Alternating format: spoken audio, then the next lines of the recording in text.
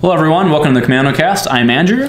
And I am Mike, and today we're going to talk spoilers about the new announced Convergence set. Very exciting. Very exciting.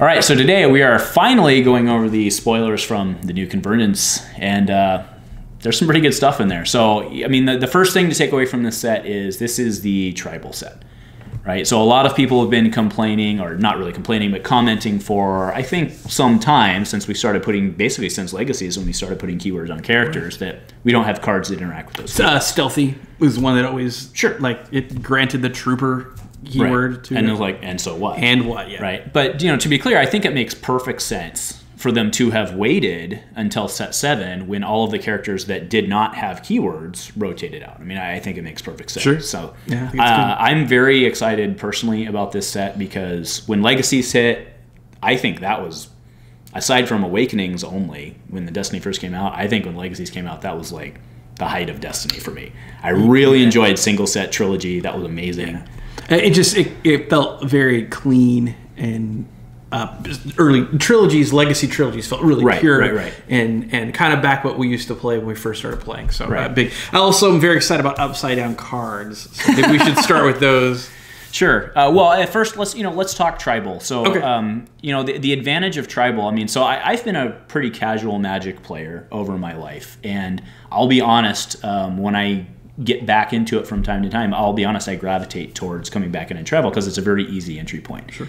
So I think this is a huge opportunity for us to grow the community when this set hits. Right? And for those of us that aren't maybe Magic heads or haven't played games like that, when you say tribal, can you give it a little maybe get a crash course on that? Fair enough. So what tribal means is that characters have a natural, they not only share a keyword or a creature type or whatever, depending on what game you're talking, but they share a natural synergy, right? So yeah, like in Magic, for example, right now there's a Merfolk deck going around there. So if you play this Merfolk, maybe another Merfolk gets a bonus, or back and forth, right? So in Destiny, what we're seeing right now is Trooper subtype. We're seeing Scoundrel. Right. Jedi obviously is a big one.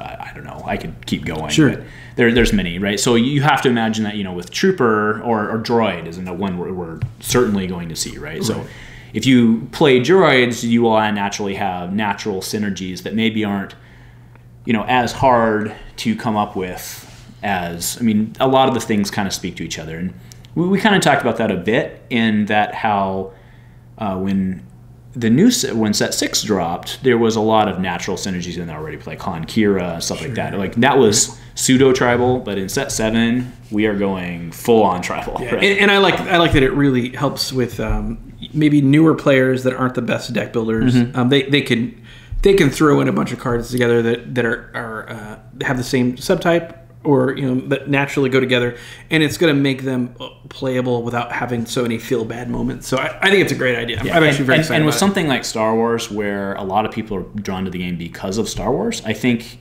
it really compounds the goodness of it, right? Because like, oh, well, I can play all my First Order troopers, or I can play all my droids, or, you know, I think it really kind of builds on the synergy to make it not just synergy but thematic.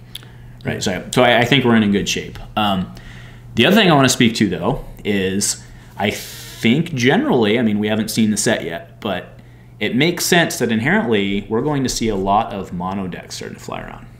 So guess who's coming to play? Just when you thought Kylo was dead, which he was never dead. Yeah. So here it comes again. I mean, you're going to see a lot of like mono red trooper, mono red droids, blue Jedis, because you're probably not going to have a yellow Jedi. I mean, we could, I guess, but probably not, right? So you're probably not going to have a lot of red scoundrels. So I think you're going to start seeing a lot more mono decks, which is why I think that when this set drops, I think Trilogies is going to be very popular, because Kylo won't be in Trilogy. That's right, because we're so used to seeing Trilogy being like with the 2-player starter on. Correct. This starts a whole new block. Yeah, and Rivals. This whole new blocks, we will be playing with 160 cards when we play. I have a sneaking suspicion we're going to see another Rival set, but I could be wrong about that, right? I mean, who who knows? Right. To be fair, I could see it being weird to have 2 rival sets out there, because then do you preemptively for draft phase out the old rival set? You know, so I for one, and we're totally speculating here. Yeah, but, just right. I like the idea of being able to choose between what rival set I want to run. Choose 2, or Yeah. actually, to be fair, we shouldn't say rivals, because rivals was the name of the draft kit. So 2 draft kits. I do see that being weird, but you know what else I see weird is having a draft kit release every other set. That also seems weird to me. It seems like you should have a draft set with each block. It just seems smart, right? So we'll probably be looking at, I mean, the draft kit had 20 cards, assuming they do it the same way, I'm sure. And it worked. I thought it was a good. I thought it was great. I don't see why they deviate from that. Rivals was great, right? So, and all of us fiends bought what, 3 each? I only bought 2. Oh yeah, okay. You're so cool. So, no, but I think we're looking at 180-ish cards. So very small though. Compared to what we're looking at now. I mean, we're looking at 1,200-ish now, right? At least 1,000 some odd now, right? So. No, so yeah, so let's get into the meat of this, and let's start going through it. So the first thing I want to ask you, Mike, so what is a downgrade? Okay, so a downgrade is a type of upgrade. Not really. It's a type of card that you play. Is that like adding a negative number? Yeah, right. So it's a card you play on your opponent's characters, and the way they got around this logistically is they flip the card. I'm sure you'll probably show one of these. I will show each card as we go through it. So you flip this card is flipped. So the actual so the first one we're going to go through is wounded. That's what we'll show wounded. First, yes, so it's a gray. And I believe it says it reduces the let's see, right reduces here. the health of the character. So for 1 cost, a gray card, you can play it on your opponent's character. Right. And attached character has -1 health. So its text is the top and its picture is the bottom. So you slide it across the table underneath your opponent's character to the front. Brilliant, by the way. It's very smart. Yeah, except that the text isn't upside down. Well, it's so that your opponent can read it on their character. No, I get it. Right. I'm just saying, if you were really going to do the upside down card, I think you actually should upside down weird. text. But it's that way. There's no doubt over who the controller is. There's probably some typeset. Because I'm sure that with it being facing your opponent, right? So it's on your guy. Can I overwrite the upgrade, or can I overwrite the downgrade with upgrade? Obviously, I mean, the answer is probably going to be no, right? Now, the other question will be, can I, as the person playing you, overwrite a downgrade that's like, maybe there'll be 3 cost downgrades. I don't know. Like, can I overwrite? Oh, right. Okay, that's, yeah. And I think the community at large is assuming, because of the whole mods thing, right? I think everyone's assuming that you'll be able to have 3 downgrades. And I mean, if we go with what we've had with the rules that we've already have established, then they would be, you could override them. I don't think we've seen one that's I would agree over a 1 cost. No, well, we have 4 of them now. So 4 people, not 3. Yeah, that's right. A lot of people miss the fact that there's 1 in that little fan article. We're going to get to it. Yeah, so let's start going there. So we already talked about Wounded. What do you think about this card, Mike? It's not good. It's not great. So for those of you who know me, you guys know that I'm very big on value and kind of card theory, and not going too much into it. In Destiny, there's a very clear cost curve.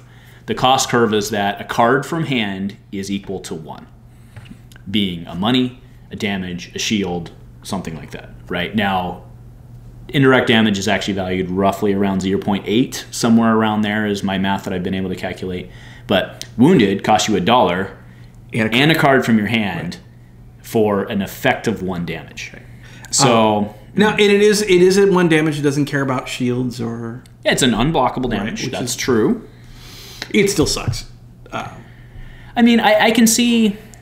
I think if it was a 0, it'd be broken though, right? Because, and this is probably one of those cards that it's probably falls into like the should cost a half. Right. Double down with 3 wounded costing 0. It's not an event.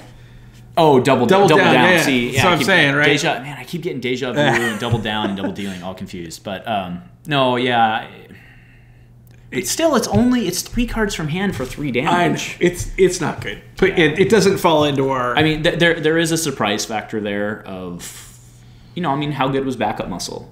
Now, completely different discussion, but the ability to move that damage, knowing that guy was going to be dead no matter what. But now you can know that guy's going to be dead no matter what, but only you know that. Right. And so it's there's advantage from hand. Right. I mean, that's don't play this card. Yeah, I mean, maybe I think in draft this card's fine. It does have the keywords downgrade and injury, so it would be interesting if maybe there was some sort of play with only play on a injured character. I don't know. I do feel like our decision tree for keywords is getting a little too big, such that they're never going to be able to deliver on all that. But we'll see. So let's move to the next card. Right, next card is Wanted. Go ahead. Okay, so Wanted is a 0-cost downgrade bounty. It says after attached character is defeated, you may gain 2 resources. So I have your character has 1 health left. I drop this for 0. I pop them with my next action. I gain $2. So that's okay. I don't know that the resources that good. What I like about this card is the fact that it's 0 cost and it has a keyword bounty. It really seems to me that like a new Boba Fett is probably going to take advantage. And of you that, can't compare this to. I've heard. Or a new Django or whatever. I've heard some of my fellow podcasters across the interwebs say that they did not like this card because they were comparing it to other cards. This card will not exist with many other cards that you're used to playing. Like it will not exist in a Truce world where Truce is an excellent card. Well, honestly, I could see them reprinting Truce, and you and I have already committed to doing the rotation episode. We'll do that later. Right. I could see Truce coming, but let's assume Truce is out there. That's fine. Again, like I said, I don't think you're playing this for the 2 monies. Right, I think you're playing it to put a bounty on your opponent and get other card synergy out of that. Yeah, that's what I think we'll see when we go to do this that we're gonna quickly see how cool this could possibly be.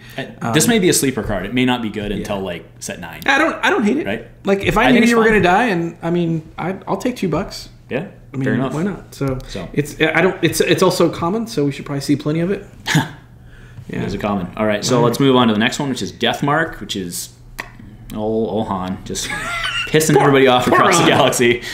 So another 0 cost, another bounty. Yep. What are we doing with this one, Mike? So it says after attached character is defeated, you may draw 3 cards. Okay.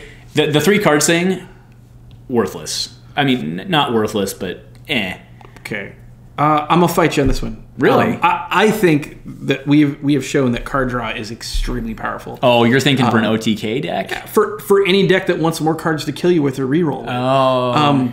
Now I hadn't thought about that. 5-die villain will not exist very soon, but I'm hoping there is some sort of variant on it that I can run where I'm flooding. How is that, Lucy? Yeah. Well, in its current. Just because you don't have Bala anymore. I love Bala! But I mean, a reset kill deck, I think, really like... Spoiler alert, they're reprinting First Order Stormtrooper, so...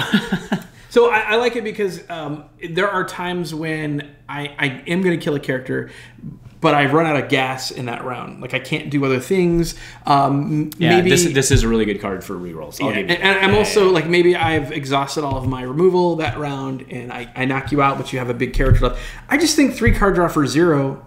on something I want to do anyway. Like, you're not asking me to do anything weird. I'm killing your characters anyway. I might as well take 3 cards. That's fair. And then, I mean, this plays in exactly what I said previously on the last card with the bounty keyword. Like, this is a 0 cost card that you're playing, I think, to get other synergy elsewhere, right? Yeah. I mean, you can't tell me that they're not going to print a bounty hunter that doesn't synergize with bounties, right? I mean, that's going to happen. That would be dumb. I will buy you a beer if that doesn't happen. Like, right. I'll buy you a beer anyway. Yeah, I'm pretty sure I'm not getting that beer because I'm pretty sure that they're going to print someone. Yeah. So I think this is an interesting card at the very least, and I can see running it in the right deck. All right. And then the last one we want to talk about is this one was a sneaker because it's actually up in the fan, kind of that normal graphic that they do for every set, and it's called Target Acquired. To be fair, we do not know if this card is hero or villain or neutral or whatever, but it is a 1-cost red downgrade called Target Acquired. It is downgrade / intel, so another keyword that maybe we won't ever do anything with. But it says damaged character only, which is really important, but we'll probably talk about that. Right. Indirect damage assigned by attached character's controller must be assigned to attached character if able. Whoa! Whoa! Love it. I mean, first off, damage character only, that's completely appropriate. You just can't be like, I have an indirect damage only deck, and bye-bye. Right. Bye-bye birdie, whatever. Right. But, so you have to actually hit somebody first. Great. But this card is bonkers good. Because we talked about, I think it was when did we talk about the value? Oh, we talked about this. Okay, sorry, we do a lot of recording. So we decided that indirect damage was worth less than direct damage. Yes, I mean, we don't know that cost curve will continue into this new block, but by and large, I did that calculation in Legacies, right? But by and large, indirect is valued less than actual damage, which makes sense because your opponent can choose where it needs to go, right? I'm not arguing whether that's correct or not. I'm just saying that it's valued less than actual damage. Mm-hmm. But now, for 1 money, right? I have a sneaking suspicion that this is going to be a villain card. Just from that, you can kind of see half the picture. It almost looks like the cockpit. I disagree. That looks like the Falcon cockpit to me. I think it's a hero card, but no, it's probably a no. Look, that little thing right there. Like again, you can't see what we're looking at. I don't know, man. Anyway, that might be a TIE Fighter cockpit. Okay, all right. Yeah, this feels like a villain card to me. It just feels like a villain card to me. I don't know, but because we gotta give Hero Red something. They're losing hit and run. Hero Red already has. Don't they already have a card that does indirect as direct damage? Yeah, I know. That's Mortar Team. I think it's. Oh well, Mortar Team does indirect as ranged, but right. You're talking the card that lets you resolve indirect. As no, ranged. I was talking about Mortar Team. Like they already have an ability. I see. We are totally just guessing, probably. But this card looks amazing. Like, no, this card. If the other, I'm okay with the other two being 0 cost for just the bounty keyword because again, I'm expecting synergies. This card, you just play it on its own. Like, if you're playing indirect damage, obviously, but like that card, battle droids kind of like this. So anyway, we've put that in the. Sorry, love it. All right, so what we're going to do now is we're going to move on to the first character. The reason we're going to Jabba first, spoiler, we're going to Jabba. The reason we're going to him first is because he actually synergizes with the downgrades. Yeah. So why don't you read him out, Mike? So Jabba the Hutt, influential kingpin. He's a 10 health, cost of 10/13. His sides are 2 focus, 1 indirect, 1 discard, 1 resource, and a +2 resource. His power states, after you activate this character, you may look at the top 4 cards of your deck, reveal a bounty or a yellow event from among them, and add it to your hand. Place the rest on the bottom of your deck in any order. That sounds vaguely familiar to something else. Yeah, we're getting this like modified tutor thing. Because we're seeing it on another character, which we'll talk about. And engineers are real good. Engineers are pretty good. Right. So Jabba's an engineer-ish, except he's looking for bounties. Except he's not, because he's actually a character leader scoundrel. Right. Why is Jabba a scoundrel? I think because he uses his intellect to. Yeah. I get it. I bet he's got Boba Fett in the back, so I'll give him that. Cool. But, no, so let's even ignore the bounty thing. I know. For now. You can look at events. I know. Like how delicious is that? Like, what? I'm gonna go get an event. Oh my goodness. Yeah. Can you imagine if, in Infinite, if he was able to pair with Ace in the Hole and Crime Lord? Come on. Right. Yeah. No, I think being able to, for a 13 cost character, to look at the top 4 cards of your deck. And he's 13. Right. You're pulling out your best removal out of the next 4 cards. Thrawn is going away. Yeah. So. Oh my goodness. I think this guy could be, and we're only going to see 4 characters here, but if there's characters that are better than this one, like many that are better than this one, this has got some serious power creep potential. I don't know why every. I think he's. We talked about Wolf in the last episode. Yeah. Is he? Aside from his. He's a legendary, so he's going to be better with his ability, but I don't know that his dice are all that much better. No, I think just his ability, and he's got the 2 focus, which is what you want out of a support character. Right? But he doesn't have doesn't have 2 focus. I think he's on par with value. His ability to search is. Really and the money sides are real nice, like if you're playing. Thank goodness it's just an event, though, right? Could you imagine if he could pull? Again, it's very hard to get away from the Awakening stuff, but can you imagine if he could pull he could pull a Streetwise? That seems pretty good, right? Well, he can't, right? He can't, but if he could, right. Pretty so anyway, good care. I'm very excited about this one. I think it's going to be neat to play. He's a legendary. Anything else to add about Jabba? Or are we? No, I think that's it. I'm really excited to move into the red characters. Well, just real quick, because we did gloss over the bounty thing. So we talked about the bounties and the downgrade. So he actually goes and searches for those. And anytime you're searching, you're pulling a card into your hand, and you get to sort the deck the way you want to. You are limiting the unknowns about your deck, and you're also, if you do it enough times, you're actually going to have an entirely stacked deck. Oh, sure, that's true. So. But the thing is, I think this further supports my theory that we're going to have a lot of mono decks in this block, right? Because he's pulling, I mean, he doesn't do any damage himself. He's a facilitator. He's a supporting character. So he's going to be, I don't know, do we get a 17 cost boba in this? Or, that would be. Right? You know, he's going to feed the bounties for the bounty hunter that he's paying. And there's no, I mean, I shouldn't say no way, but it's highly unlikely we're going to get bounty hunters that are not yellow. It would be kind of a waste not to have a new bounty hunter or two. I think we got to have somebody. So. All right, well let's move on to the next character. Because so the way that Mike and I talked about this, the way we want to actually do the Reds is we want to talk about these next 3 cards together, because there's no real good way to talk about one without the other. So first off, we have Captain Phasma, Stormtrooper Commander. You may resolve your trooper dice, showing damage as if they were melee damage. Okay. Power action, and here's the spicy tech. Power action: roll 2 set aside first order Stormtrooper dice into your pool. Set those dice aside after they are resolved or removed. She has a 1 gun, a 2 gun, a 2 focus, a shield, and a money. So those, well, yeah. Next we have, obviously we already implied it, we have the First Order Stormtrooper is being reprinted with new art. Yeah, cool art, which too. I think is a welcome surprise. Yeah. Props to them for doing that. Yeah, they didn't have to do that. No, they didn't have to at all. I actually am kind of surprised they did. But now that leads into the next question, which there's going to be a debate on the boards. Like, can you use your old First Order Stormtrooper die with Phasma? Yes. Yes is the answer. Right, yes. Because there's nothing different. Because don't be a jerk. Right. And then the next card we want to talk about is actually a plot. This plot is called Advanced Training. You may resolve your trooper dice showing a blank as if they were indirect damage that have a value of 1. All right, so these 3 together make an obvious character pairing suite that we can talk about, right? But let's go back to Phasma first, right? So you can play Phasma at 21 points. You have 4 dice for 21 points, man. I get 4 it. dice. So let's just throw out the team, right, for your thematic team. So you've got Phasma, 21, First Order Stormtrooper, 4, 7, put you at 28. You run the 2-point advanced training plot. You have a 5 dice start that has no effective blanks. None. Hers, right? Oh no, is she a trooper? She's a trooper.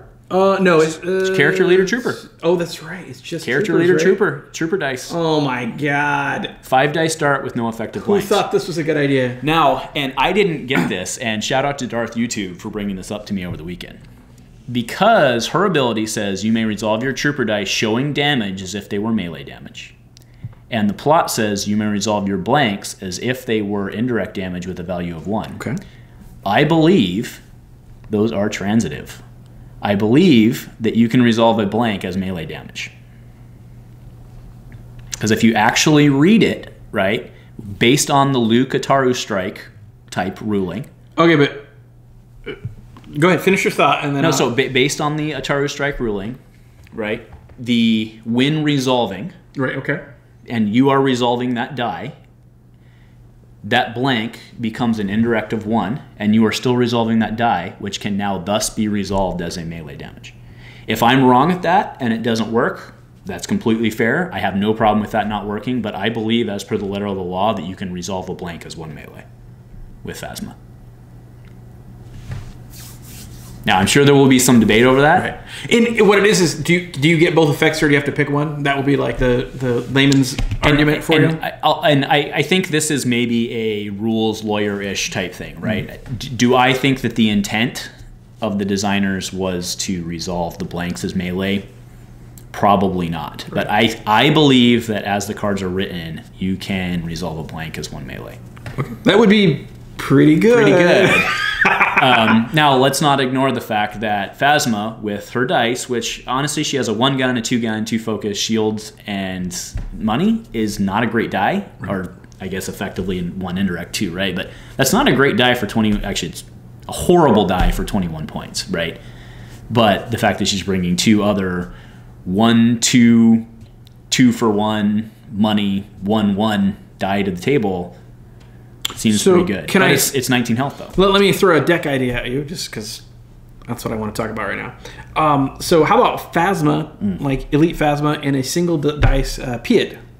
Because to flip those, so you don't run the plot. You bring up another excellent question that has already been asked. Eric brought this up because Eric loves to break the game, right? Mm-hmm. He has asked, does the keyword apply to the die as well? Okay. So I believe it does. And if this is old Destiny knowledge, right? But when Krennic came out in Spirit of Rebellion, Krennic came out and the Death Trooper came out. And Krennic allows you to roll when he activates to be on the battlefield, you can roll in a Death Trooper die with him. Mm-hmm. At that time, they had made the ruling that the Death Trooper die is considered to be a character die. Okay. Because it had to be for some card effects we had at the time. So I am making the assumption, and this is completely an assumption, that die will have the keywords with it as well. Well, I think it would have I think it would be it's because it has to be set aside, right? You have to bring the set aside card and die with you. It would be the same thing for me as Ace in the Hold of Crime Lord. No, like the special right? Isn't blank just because the card is not on the table? No, but that's because the ruling on that one is that the special is not inherent to the card, it's inherent to the die. So right. So you're getting the 10 removals from Kevin Bacon. Right. Right. Okay. But the special is inherent is the word they use. The special is inherent to the die. The effect is inherent to the die. Right. So even if the card doesn't exist, you can still use the special because the die is a special. I would actually love to hear. I'm assuming that it has a trooper. Yeah, and I think so. So anyway, we went a little off topic to where you brought that up, and I wanted to address that. We are guessing and making some good points. I'd love to hear what you guys have to think about it. So if you guys have a better idea than what we just talked about for the trooper or how these work, I foresee many arguments about this. Please comment below. Until the RG comes out 6 weeks after 7 releases. Put a comment below. We will talk to you about it, and then maybe you can convince us. So that was the 3. We talked about all 3. Yeah, I mean, I really want to actually thank FFG for reprinting the first Stormtrooper. Awesome. That is such a core. I mean, that's a core card in this game, right? And I think it has a place. And they had to reprint it with the Trooper keyword, right? So, I love advanced training so much. Running that, I get running with Comm Tower and resolving not having an effective blanks, and then also. Because I'm gonna have a die somewhere, sure. Then I can pop it. I would love to maybe run a vet. Does she 21? Can I run The vet's 9 points. Yeah, you can run her in a vet. I mean, there's some interesting stuff going on. So I think this. It feels pretty bad to resolve a vet die for 1 indirect. Right, but if you were in a better pinch. than nothing, yeah, right? Oh, you couldn't because you couldn't run the plot with the vet. Never mind. Oh, that's right. I think you want to run her with the plot, but. I will say something about the vet. I could see an argument for her Talzin too, though. Yeah, so. A vet has a 3 indirect side that I could resolve as 3 melee. Yeah, that's true. So. And Phasma does have focus. So yeah, interesting. Actually, Phasma has a 2 focus. So is that another character with a 2 focus? Are you kidding me? Oh yeah, I mean maybe need to spend an episode talking about how focus is exceedingly undervalued in this game right now. But, and you get a focus, and I get a focus, and she gets a focus. Then we're not rolling dice anymore. So, right. All right. So we've talked about red exhaustively. So let's move on to blue. So why don't you take this guy away? So yeah, we should actually probably have Derek on to announce this guy. In lieu of Eric, we will talk about the baddest MFer in the entire galaxy. Mace Windu is making a comeback. He's making a comeback hard in a playable character at 12-16. He's 11 health. Mace Windu, inspiring master. His sides are 1 melee, 2 melee, 2 melee, wait for it, 2 focus, and 1 money. Character Jedi Leader, power action. Look at the top 4 cards of your deck. You may play an upgrade from among them. Place the rest on the bottom of your deck in any order. If that upgrade was played on a Jedi, give it 1 shield. Damn. And he's no good. So, all right. I think let's just start with his dice, right? His dice are obviously amazing. Yeah. If you compare him to Kylo, right? Kylo sets a pretty good baseline, right? Kylo is a 1/2 2-for-1. Does not have a 2 focus side. Costs 1 more and has 1 more health, but obviously Kylo has that amazing roll-in ability, right? So I think these guys are very in line design-wise with the 16 and 17. So I think that's really well done. What I really love about this guy is his power action. Okay. if you sit down and actually do the math on this, you need to run about 6 upgrades to have a chance of getting an upgrade on your first turn. To have it's a 99% chance of getting an upgrade on your first turn.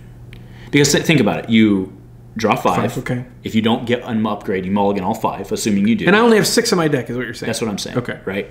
So you pull a 5, don't get one. Pull a 5 again, still don't get one. You actually only need 1 upgrade in your first 9 cards. Okay. Right. Well, Because and I had to be clear on his power action, you still have to pay for it, right? So it's not like you actually want 2 upgrades in your hand because you still have to pay for it. But you're not going to get upgrade screwed, which is ends games. Right. That's, and the fact that you're not running upgrades in your... I mean, because remember, Shoto's gone. Ancient's gone. We got Treasured, which is pretty good, especially when him, right? But we, obviously, probably more blue upgrades are coming. Sure. There's not a ton out there that aren't 3 costs, so I'll give you that. But if you're not running upgrades, you're running other stuff. And I know that personally, I'd like to find room for conflicted in this deck. Yeah, and I love the fact that it was upgrade, not weapon. So we can go get Luke's. We can go get Luke's lightning rod. We can go get abilities. Oh, the rod! I forgot about the rod. We can go get. I think one of my favorite upgrades from the current set, which is the one where the counterstroke. Oh yeah. Counterstroke's amazing. Counterstroke, yeah, that's pretty good. I actually want to talk about something that I think is lost a little bit in his power action, is that its effect on tempo, because I get to activate him and then play an upgrade. It's a power action. Oh, I don't. It doesn't help your tempo. That would be. It actually slows you down. Yeah, that would slow you. I was gonna say, dang, that's pretty. Okay, so so this is a power action. I'm still getting that. It is well worth slowing you down to only have because think about it. That's the biggest reason that you run. Most decks run roughly 10 upgrades, right? Some run more, some run less. But also, it's not another Jedi; it's a Jedi. So you actually could do it onto him. Yeah. So you're not losing any tempo because you're gonna play an upgrade anyway. So this is you're still upgrade. Because it takes you an action to go find the upgrade if you need to. But I get to play it immediately. Oh, that's true. Yeah. So I don't lose any. Enough. Yeah. So it's freaking amazing. I love this card. This guy is awesome. So let's talk next about the next spicy meatball. The two real quick on Mace. Two focus. I will say though, 2 focus on your main damage character feels a little bad. And I ran Dryden Voss 2 weekends ago, I guess it was. But when you're running Blue Hero and you've got 3 cost upgrade sabers on the table, Heirloom's still a thing, Ray's Saber's still a thing. Imagine Padawans with Dagger. Thank goodness there's no Padawans, right? Well, but you can't run. Padawans are 8. Oh, they're not 7. Oh, thank God. All right, never mind. Sorry, that would. Hey, we saw first order. I could see Padawan. I think is a greatly designed card. That's a fantastic. I could see that getting reprinted. But I cannot wait to run this guy with Ayla. You love Ayla. I love Ayla, right? No. So she's 13, right? 29-point team, all 50% damage. Each of them have a flipper. Yeah, pretty good. I would say that would be pretty dominating. Yeah. All right, so let's move on to Sean. So Mr. Mace Windu's lightsaber is a 3-cost unique legendary upgrade weapon with the sides of 1 damage or 1 melee, 2 melee, plus 3 melee, 2 shields, and a special. Power action states spot Mace Windu to move this upgrade to him. I don't understand that one, but maybe it lets you get an extra use out of it, maybe, but so what? Yeah, interesting. In the special states, deal 2 unblockable damage to a character. Then, if that character has 1 remaining health, defeat it. So a little bit of homage back to. So for those who don't remember, and I'll flash it up as well, the old so cool Mace that just never was, right, from Empire at War. You could remove one of his dice to just instantly defeat a character that was at 2 health or less. And everybody would forget that, and everybody paid for it. Yeah, I didn't forget more than at least 8 or 9 times on that. But so I think that's super cool. This is an okay upgrade. It doesn't have redeploy, but I have to be honest. If you look at what we've been seeing in the last block, redeploy is not really that much of a thing anymore. It has some amazingly high sides, 2 plus 3 and 2 shield. Compare that to a Vader Saber. Yeah, Vader Saber's busted. Yeah, but even the new Maul Saber, and by new Mauls I mean the updated Mauls where you have to pay $1. I don't know. I mean, it's not bad. Yeah. I think I'd rather have Rey's on the table with the redeploy, to be honest with you. Yeah, you'll have to show the sides, maybe. Well, yeah, Rey's is 3 for 1. Rey's is a 2. It's a 2 base, a 3 for 1, a +2. I think a shield, a money, and a blank. Right, but so this has 4 damage sides. Yeah, no, I'm not saying this is bad. It's a legendary card. It looks super awesome. It's the purple lightsaber that everybody loves. Right. The power action seems kind of silly. I don't know. I don't like 3 cost stuff with redeploy. Plus, remember, Binds All Things is rotating out. Right. Yeah, it's gonna be harder to get this stuff down. I mean, again, that's another card that I kind of would expect to see reprinted, but yeah, Blue Hero is going to be kind of a bind, and I know this is for our rotation. It's going to be in kind of a bind. Yeah, it's gonna have a problem with money that if you aren't running Yoda when that card goes out. Oh, but actually, it has a special for Yoda. Man, you know what? If it was power action, move it to a character, then we'd be talking. Right. All right. So yeah, it's okay. I don't hate it. Yeah. I don't love it. Oh, hey, there's a picture of old Mace there. Yeah, well, I'll put him up already. So next we, in the article, they move into the starters. And I actually want to spend a fair amount of time talking about the starters because this is the starters are what are going to get new players into the game, right? Barring a new 2-player set, which, I mean, let's be honest, probably wouldn't come out until Force Friday anyway, which would be August. So we're way ahead of that. So what new players are going to be attracted to are the starters. And I think what Fantasy Flight here has delivered, aside from the whole why is it still a non-legal deck thing, which is driving everybody crazy at this point, but I think they've really delivered a good product here. So let's go into the hero starter first. Okay. Now, to be clear, or to not be clear, we don't actually know who the elite and the non-elite are. I mean, I think it's fair for this first one to assume that OB is the elite. In all the other starters, there has been one elite character, one non-elite. That's what they've done with everybody. So so we will assume that. But we'll I mean, things can change. We know the starters always come with 9 dice. We know that for sure, right? So once you read off Obi, so Obi-Wan Kenobi, Ardent Avenger. I believe this is the Obi-Wan from the Clone Wars. He's got the clone armor on. Yeah. Okay. So I'm not a Clone Wars guy. I'm sorry. So he's got 11 health. He is a 14/18 cost. His sides are 2 melee, 3 melee for 1, 2 focus, 2 shields, and a resource. He's got a power. He's a character Jedi. He has a power action that states resolve one of your dice showing a value of 2 or more, increasing its value by 1. He has 4 sides that are 2. Yeah. Holy smokes! The only complaint I think you could possibly have on this guy is that he only has 11 health. I think that's about the only complaint you could have. Yeah. Well, if he had 12, it would be bonkers. I mean, that's insane. I mean, he's 18, but... And might I point out that it is not only it's not just one of his dice, it's any die. Oh, yeah, no. I mean, that's... This guy is amazing. I mean, in my opinion, and granted we haven't gotten to the other one yet, but let's say, Mike, you can walk in and you get a free starter deck of any starter deck ever printed. Mm-hmm. Are you, not even knowing the game, are you not going to pick up this starter deck? Yeah, that thing is awesome. Just the big numbers alone. I mean, it's... if you look at that and you're like, I could take Rey and Finn. Okay, yeah. Which, whatever. I could take Kylo First Order, which... Those are all trash. Kylo did his thing back in the day. That Kylo Dooku deck was pretty good. Or if you look at, the Legacies ones. Those were pretty good. No complaint. They're pretty good. But yeah, this feels I don't see any a level up. So again, I'm assuming he's coming with 2 die in the starter, right? Because come on, he's clearly your damage dealer, right? But you look at that as a brand new player of the game, and you're like, that looks pretty good. Yeah. It doesn't take. And I know that some people will cry power creep, and I guess that's a very valid reaction to this. I think, though, for a new player coming in and buying the starter, I think it's good for them to have a really strong character to kind of identify with one and then also to play with and just be straight functional. There's nothing complicated about any of that. No, he's great. Yeah. He's a fantastic design. He's simple.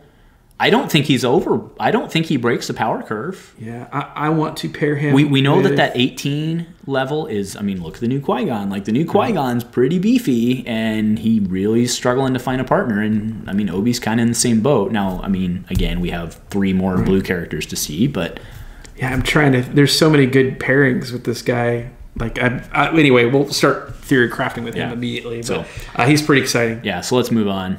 All right, so the second character in the set is Satine, and I don't know how to say her last name. So do you? Kreis. Kreis. We're gonna go Kreis because so it's Botan's sister. Okay. Right. Okay. Botan's her sister. Whatever. However you want to say it. Yeah. So she is the Hope of Mandalore. Sounds so dramatic. Now, do you know anything about this character? Yeah, so I watched it. Clone Wars is a great series. Okay, so she's Obi-Wan's love interest, even though he's not allowed to because he's a Jedi, right? Sure. For forbidden love and all that, right? But no, so she was the Duchess of Mandalore, and she's a pacifist. As evidenced by her 2 damage? Right. Okay. So she's a politician, right? And Mandalore was neutral in the whole galactic Civil War thing, but I don't really understand why she has the 2 indirects, because we've kind of established that the politicians like Padme have discards. Yeah. And she doesn't have a discard. But it may just be to fit her into the and starter. it's which is perfectly fine. And I will point out, this is clearly, she is definitely the 1 die, because per standard Fantasy Flight like operating procedures, you will have to buy 2 starters in order to make a guaranteed. Team, you will only get 3 character dice. So she is probably the single die. She's 9. But you know what? I'm actually okay with that, because you know what I'm going to do? I'm going to buy my 2 starters like I always do, and I'm going to take my Obi-Wan, so I'm going to give it to my buddy. Okay. Right? I'm going to build him some infinite deck with cards I can't use anymore. And you know what? Do it. Get new people into the game, right? Yeah, I know. So she's got 9 health. She's 810, which is really low. That is a really good costing. I don't really care what she does. She has 9 health and fundamentally an 8 cost for 9 health. Yeah, that's her single die seems pretty good, because her ability is after you activate this character, you may reroll 1 of your dice. Yeah. So she's got 2 indirect, pretty good. 1 focus, 1 resource, and the 2 resources for 1, which I initially hate, but I think with Obi-Wan on the board, and you can power action for 3 for 1, I think is a pretty strong play for her. So after you activate this character, you may reroll 1 of your dice. Her value for 8 costs for 9 health. She seems pretty good. I think she's better at 1 die than 2. But we saw from the Maz era that lots of dice, even with 1 focus flying around, is pretty good. And right? 2, I mean, you get another 1 of her dice with 2 focus sides and 3 money sides for 2 more character costs. I mean, for 2 points. Yeah. And just also, if you do 8 with her for a single die, and you do run Obi at 18 points, it leaves you at 26. And if there's another 4 cost plot that comes out that's particularly devastating, interesting. There's a couple built to last right now is 4, and then Calling in Favors? Is that the one that's the 4 cost yellow? Actually, that's... Just saying. 4 dice start with Calling in Favors? Well, you couldn't get 4 at 18, no. You'd have to run her 1 dice. Oh, yeah, sorry. Dice to get that. Okay. Stupid. Yeah, so I think she's interesting. I like her art. Okay, fair enough. Yeah, I think she finds some, like, jank type deck, right? But yeah, I mean, just her money. I mean, her potential money making could be good. All right, so let's move us on to the first plot that we've seen included in a starter deck, which I think is a good thing, because plots are becoming a very real part of the game. I think including in the starter is a very good thing. This is a very basic plot. Vanilla. It says Force Flow. I don't know who that is. It's not great art, but Force Flow is a 2-cost plot, blue. Actions set this plot aside to turn a die to any side. It's not great. It's not bad. Well, if I've got 2 points laying around, I mean, if I have a focus on a stick that I can use after my opponent claims to kill them. Yeah, I mean, no, I think this one's fine. I think it's a great introduction to plot. You just burn it and it's gone. I mean, what would it cost to have a plot that had stayed in play, did the same thing but stayed in play? Would it have to be a 4-point plot? For it to stay in play, like do this and stay in play, yeah. Basically a free die. Yeah, no, that wouldn't. Yeah, I mean, yes, 4 points. I think it's okay. So let me counter that because I agree, but let me counter that. Of Snoke has a 2-point die that has a 1 focus and a 2 focus. Okay. Yeah. Okay, so for 2 points, you get a 1 focus, a 2 focus. Okay, but Snoke's broken. But Satine has a 2-point die with 2 indirect. I'm just saying, if I have 2 points after I've created... No, I get it. I mean, get it. I'm just playing... Right. I think this is fine. It's not amazing. And I will tell you I don't think it needs to play outside the starter deck. Who has taught me to appreciate a card like this is you, because you love to run Tinker in your limited decks, which I know it's stupid, but... It's not stupid. The number of times that I have been murdered with a stupid Tinker is... maddening. So this to me, I mean, if this is sitting on the table, my opponent is constantly thinking, gosh, I can't claim because if I do, he's going to turn that dice to its best side and kill me with it. Yeah, now, to be fair, you're not going to see it in limited because it's a starter deck and not a draft kit. Oh, it's right. And it has the gray symbol. So yeah. I think it has potential. Yeah. No, I think it's fine. I think props. I think this is a good shout out. Would you rather have 1 shield, which is what's the one? Oh, that's a good question. Fortify. Fortify, right? That's a good question. 1 shield or turn a die any time of the game. Okay, but I mean, if we're putting that in perspective, you're opening the door. Would you rather run that or double down? Because it's Team's yellow, so. Right. Okay. Yeah. No, that's not it. Right. But I'm not saying. I'm just saying this is within curve. Yeah, I think it's a balanced card. It's fine. Okay. All right, let's move on. All right. So now we're moving into the villain starter, which also I think is pretty good. Why don't you do this? Yeah. One? So General Grievous, Droid Army's commander. This is Grievous 3. Yeah, Grievous, because we just love us some Obi 3, true, too, as well. So. We love us some Grievous, 9 health. So he's a light in the health department. He has sides. Oh, actually, his cost is 912. So I'm assuming he's some sort of support character. Let's find out. He's got 1 gun, 2 indirect. Not support. No, 2 focus. Again, 1 shield, 1 money. He's a character leader. While building your team, the point value of each droid is decreased by 1. Power action. Reroll any number of your droid dice. Andrew, what do you think about General Grievous? No, I mean his dice. No, to be serious, his dice are amazing. That 2 focus, is great at 912. But because like you're saying, you're playing him as a support character. He's a support character that also has 2 damage sides. Is this the same Clone Commander Cody? Does he do the same thing? No, Cody doesn't have. Cody's a 1 gun, a 2 gun, a 2 indirect. He has a money and then his special. Does he have the same passive effect where he can lower the cost of troop? Am I thinking of clones? Clones, okay. And he's 912. Cody's 912. Yeah, I don't remember how many health he is, but I think he's 10. No, he's 9. Oh, he's 9. Okay, yeah. So I mean, doing the same thing. Yeah. The power action is really cool. You can reroll any number of your droid dice because, at least from what we've seen so far, droid dice tend to not be great in terms of, or they tend to have a lot of blanks. Right. I can run 4 battle droids and him. I think the better play is 2 super battle droids. No, I think you run this guy single and then you do the next card. Let's go to the next card. All right, next card. Here we go. Let's see. This one is Commando Droid. Why don't you go ahead and so Commando Droid I think is pretty good. So Commando Droid is a 8 cost, 7 health red character. He has 1 gun, modified 2 gun, 2 indirect, a money, and a blank. An ability, he's a character droid, obviously, and then ability is after you activate this character, you may activate another of your droid characters or supports. Or supports. Right? So, just a reminder, the Hellfire tank's a droid. Just throwing it out there. Yes. But, no, so I think the better play with Grievous, and which is clearly like the tribal that they're starting out here, is you can run 3 Commando droids in Grievous. Single die. Okay. Them giving the Commando droid... I'm going back and forth on him having 7 health, right? Because him being an 8 for 7 is... bad. Obviously, he's intended to be run at 7, which is why they gave it. I could see if you're running Grievous, who's 9, with 3 droids at 8, that's a lot of health, right? Right. That's 33 health. And the Commando at 7 I actually could puts run, you at 30. I can run Elite Grievous with the 3 Commander droids?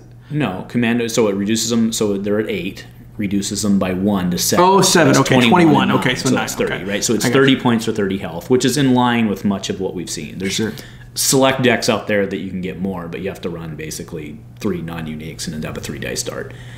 So in this case, you get a 4-dice start that activates 3 of your characters in 1 action. Yeah, that's which is pretty good. And it doesn't have to roll like the battle droids. If they roll an indirect, they get to. Yeah, no, these just activate. Do it. And then when your final one activates, if you have a droid support in play, that support rolls in as well. Now, you can't activate Grievous because Grievous is not a droid, which I guess I get thematically. Like maybe Disney put the nix on that one at the last minute.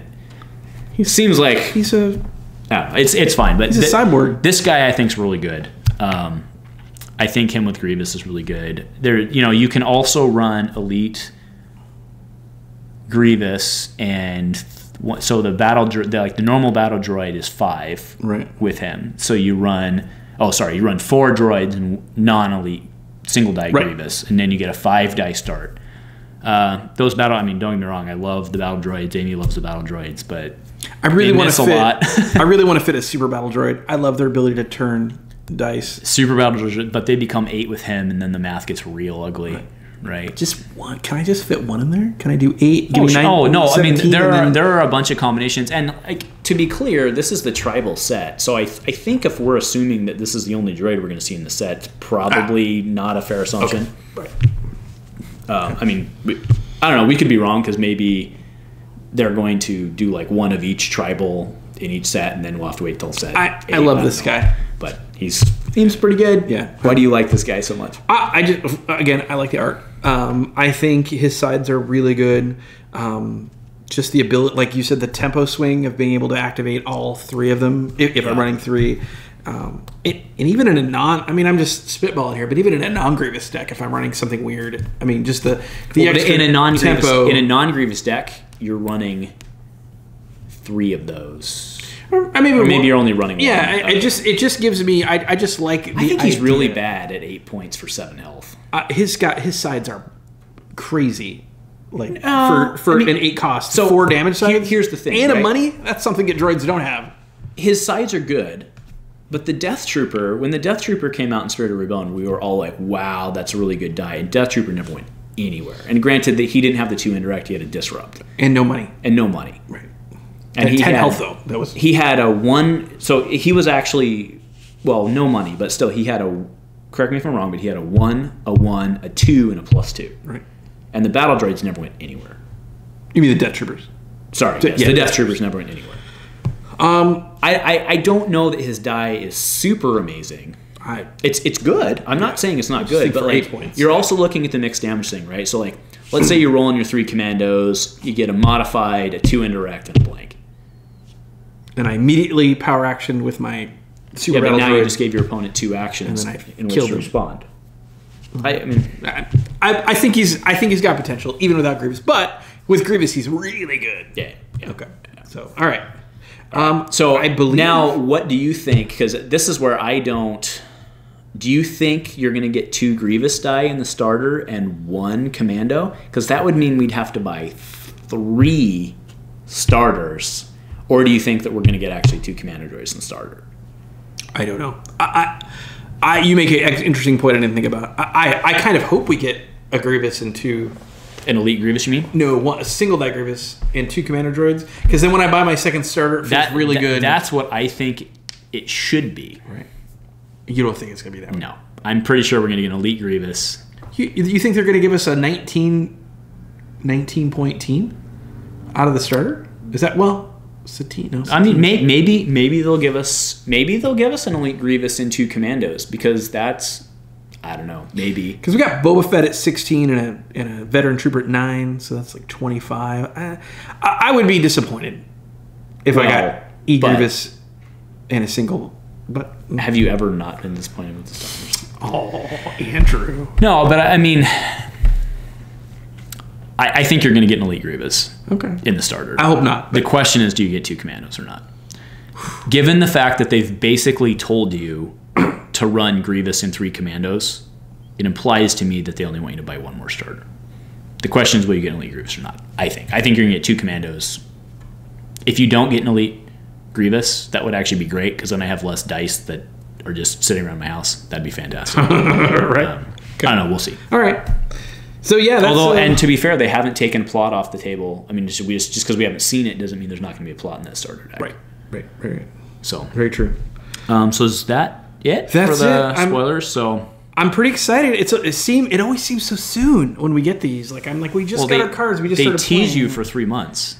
Right. It's like the worst date ever. Right? And I'm sure what's going to happen is we're going to get really bored with Across the Galaxy, and then they're not going to talk to us for like 2 months about Convergence, and then right when we're about to just throw our hands up in the air, then they'll give us some stuff. I mean, that's pretty much their MO, right? Mm-hmm. But you know what I haven't seen yet, and that doesn't mean it doesn't exist, but I haven't seen the Jackalman, hey, we have all the stuff for TTS ready yet. So maybe people are not quite bored with... I saw it this morning. Oh, you did? Oh.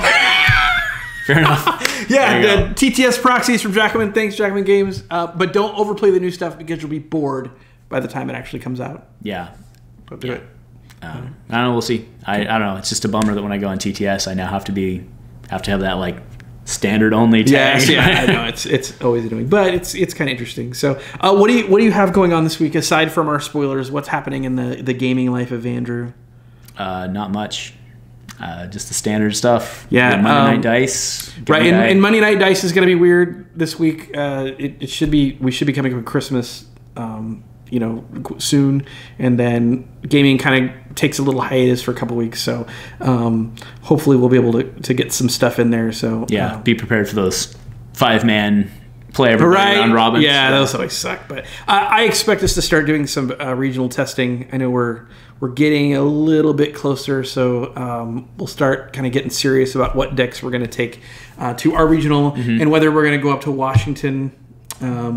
I think some of our people will. Do they know where we're from? Have we stated? I'm pretty sure everybody, considering that the Commando board actually says Portland, Oregon on it, I'm pretty sure everybody knows where we're in Portland. Yeah. And we do travel up to Washington. Washington comes down and mills us to death. Idaho comes over. Idaho comes over and brings some spicy tech. Yeah, to be clear, Lucas is from Washington, Redmond, Washington, where Wizards of the Coast is, and they came down and they milled like crazy. Yeah, they mill us. Galactic Qualifier. So. Yeah, so those Washington guys, you can't trust them. They'll mill you. I'm just telling you that right now. So I don't know. I think that's pretty much it for spoilers. Again, there's a lot of excitement on this side for this new set. Yeah. The tribal thing, I think, is going to resonate significantly. I am a little worried about Kylo. I know I said that, but Kylo exists for a reason. We've talked about this before. But I think that the more excitement comes from the fact that we're going to be playing One Set Destiny. Yeah, very exciting. There's no Kylo in One Set Destiny, so you can feel free to run a mono red deck again. It's going to be so crazy. So liberating. Yeah, it's going to be good. Also, I want to throw out there that we talked about a lot today. If there's anything that you want to talk about to us, anything that you want to bring up, anything you think we got wrong, you think we're full of it, you think we're right on, please let us know in the comments below. We'd love to chat with you. Yeah, and we're going to start doing a segment at the end of our episodes going forward as well. So you can ask us some questions, and we'll spend 3-4 minutes at the end answering some of the, we'll say, more intelligent questions. Which is a disclaimer that we're not going to do all of them if you're being a jerk, right? So, but no. So what we want to interact with you guys, grow the community, and let us know what you want to know, and we'll talk about it. So, Mike, do you have anything else? Go Commando. Go Commando.